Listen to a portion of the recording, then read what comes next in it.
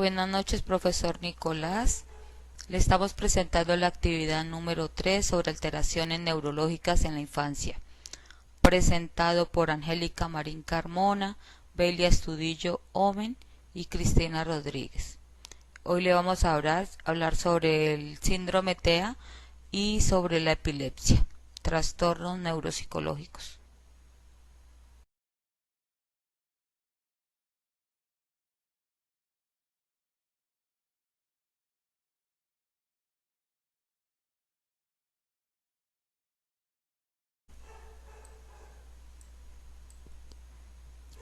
Trastorno neurológico autismo. Los trastornos del espectro autista TEA representan 3 de los trastornos generalizados del desarrollo TGD definidos en el Manual Diagnóstico y Estadístico de los Trastornos Mentales. ¿Qué es? Los TEA se definen como una disfunción neurológica crónica con fuerte base genética que desde edades tempranas se manifiesta con una serie de síntomas que se basan en la tríada de Wien: interacción social, comunicación, ausencia de flexibilidad en el razonamiento y comportamiento. El autismo es una forma relativamente rara de psicopatología de la infancia. Es un trastorno del desarrollo que conlleva la aparición de diversas anomalías durante el crecimiento del individuo. ¿Cómo funciona? El autismo es un trastorno del desarrollo que persiste a lo largo de toda la vida. Se hace evidente durante los primeros 30 meses de vida y da lugar a diferentes grados de alteración del lenguaje y la comunicación, de las competencias sociales y de la imaginación.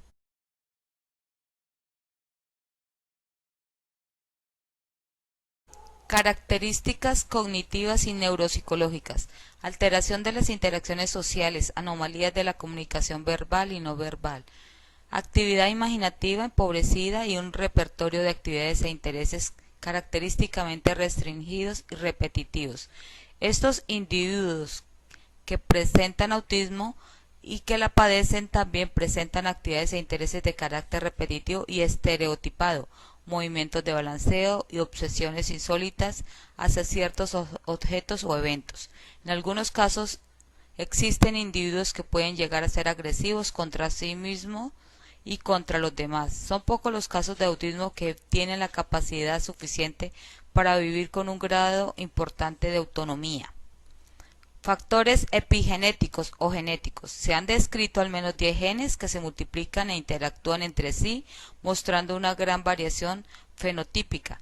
También se ha señalado la relación causal entre algunos síndromes neurogenéticos y el autismo, como por ejemplo el síndrome del cromosoma X frágil, esclerosis tuberosa, neurofibromatosis, fenilcetonuria, síndrome de alcoholismo fetal, síndrome de Rett, entre otros. Formas de evaluación. Los padres son los primeros en detectar los síntomas, los cuales inician entre los 18 meses y los 2 años de edad. Un grave déficit de las habilidades sociales y patrones restringidos, repetitivos y estereotipados del comportamiento. Intereses y actividades son las principales características de todos los TEA.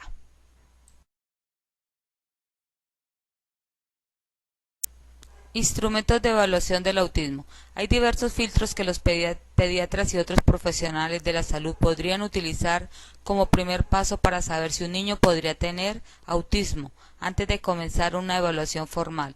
Algunos son cuestionarios que completan los padres y otros son evaluaciones hechas por médicos. Criterios diagnósticos. No existen signos o síntomas patognomónicos para el autismo. No obstante, algunos de los déficits sociales tempranos parecen ser alertas para su diagnóstico. Los déficits sociales ocurren en forma temprana y pueden ser específicos, pero también pueden ser sutiles y difícilmente reconocidos por los padres. El SA puede pasar desapercibido hasta que el niño ingresa a la edad escolar, cuando los maestros notan dificultades en la interacción con sus pares, según Vargas en el 2012.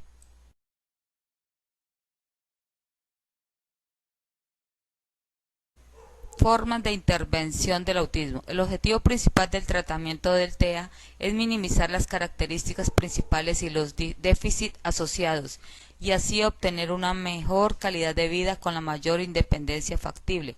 Dentro del objetivo del manejo de estos pacientes es aliviar el estrés que este trastorno les provoca a los familiares y o cuidadores. Vargas en el 2012. Intervención temprana. El paso siguiente al diagnóstico será la planificación y aplicación de un programa de intervención, el cual debe ser individualizado y diseñado de acuerdo con las necesidades, habilidades y dificultades de cada niño.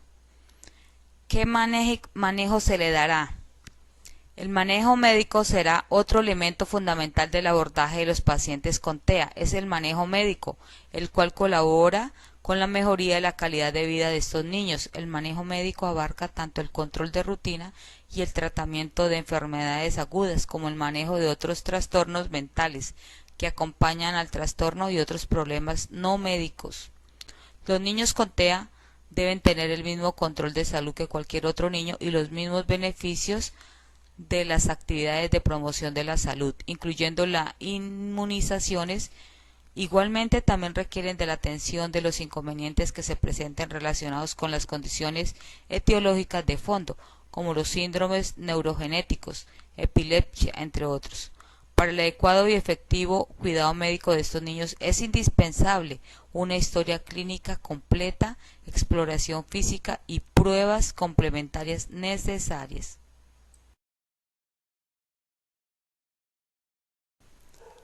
Ahora veremos el trastorno neurológico epilepsia. ¿Qué es? Es una enfermedad del sistema nervioso que aparece debido a la actividad eléctrica normal en la corteza cerebral, provocando en sí ataques repentinos que se caracterizan por convulsiones violentas y en la mayoría de los casos ocasionando pérdida de conocimiento. ¿Cómo funciona? Puede deberse a una infección de salud o lesiones que afecten directamente el cerebro, o en otros casos la causa puede ser idiopática, o sea desconocida. Algunas de las causas comunes son las siguientes: accidente cerebrovascular o accidente isquémico transitorio, demencia con el Alzheimer, lesión cerebral traumática, infecciones como absceso cerebral, meningitis, encefalitis y VIH-Sida, problemas cerebrales presentes al nacer, como la anomalía cerebral congénita, lesión cerebral que ocurre durante o cerca del momento del nacimiento. Además, trastornos metabólicos presentes al nacer, como fenilcetonuria, tumor cerebral, vasos sanguíneos anormales en el cerebro. Otra enfermedad que daña o destruye el tejido cerebral, trastornos epilépticos congénitos, epilepsia hereditaria. La crisis por lo general empieza desde los 5 a 20 años. Hay probabilidad de convulsiones en los mayores de 60 años, aunque las convulsiones epilépticas pueden suceder a cualquier edad. Continuamos con la epilepsia. Características cognitivas y neuropsicológicas. Variables neurológicas y deterioro cognitivo. Son muy diversas, aunque unas tengan más influencias que las otras. Etiología de la crisis epiléptica. Las epilepsias sintomáticas producen mayor deterioro cognitivo que las epilepsias idiopáticas. Las distintas alteraciones cerebrales que pueden producir epilepsia, como tumores, accidentes cerebrovasculares, traumatismos craneoencefálicos. Terapia farmacológica. Se revisan los efectos de los fármacos antiepilépticos sobre las funciones, como la memoria, la atención, praxis, etc. Tipo de crisis. Los pacientes que padecen crisis generalizadas presentan mayor deterioro que los individuos con crisis parciales. El estado epiléptico es probablemente el tipo de crisis que más deterioro cognitivo produce.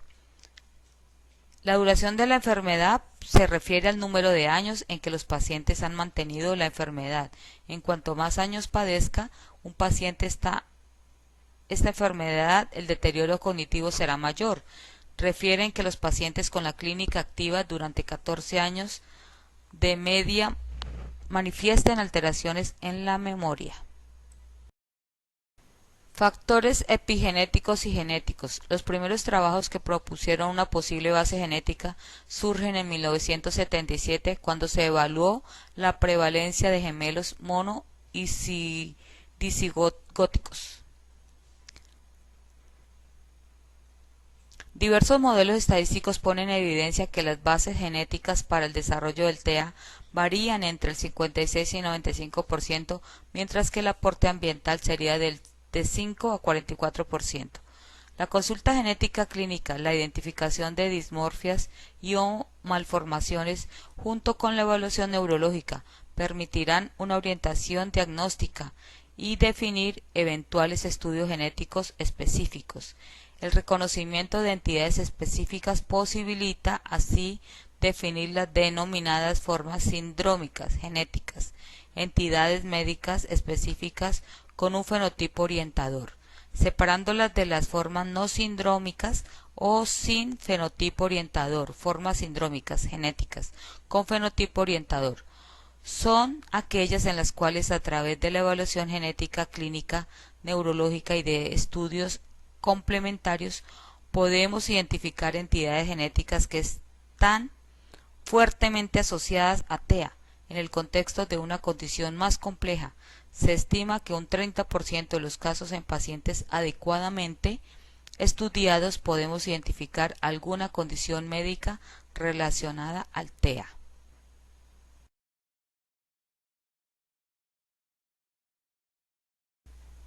Formas de evaluación.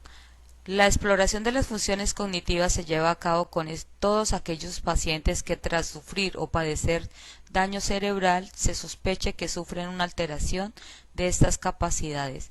Así, pacientes con demencias, traumatismos cráneoencefálico, enfermedades infecciosas o accidentes cerebrovasculares son posibles candidatos a la exploración neuropsicológica. Desde un punto de vista general, una adecuada evaluación neuropsicológica requiere la exploración global de todos los campos cognitivos. De esta manera, valoraciones parciales de funciones cognitivas aisladas no ofrecerán una visión real de las alteraciones del paciente, obteniéndose en muchos casos una imagen errónea. En esta misma línea, con la utilización de mini escalas, no conseguiremos responder, al menos con cierto celo, a las preguntas sobre el deterioro intelectual de un determinado sujeto. Criterios diagnósticos. Según los criterios de diagnóstico clínico establecidos en el 2014, el diagnóstico de epilepsia requiere la aparición al menos de 2 crisis epilépticas no provocadas en más de 24 horas o la ocurrencia de al menos una crisis no provocada y una alta probabilidad de recurrencia de crisis epiléptica.